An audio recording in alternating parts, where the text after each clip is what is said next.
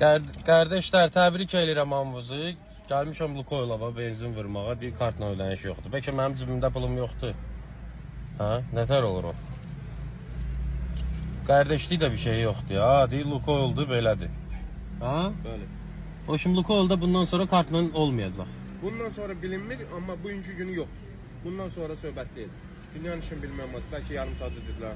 Bəs amma dövlət paylaşanda kanallarda orada burada deyir ki, kartla ödəniş kimsə qəbul eləməsə cərimələnirlər.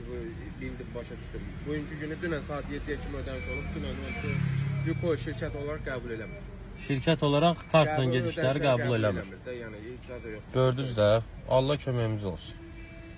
Bax, aeroportdur, elə bil Muxtar Respublikada özün qanunları var.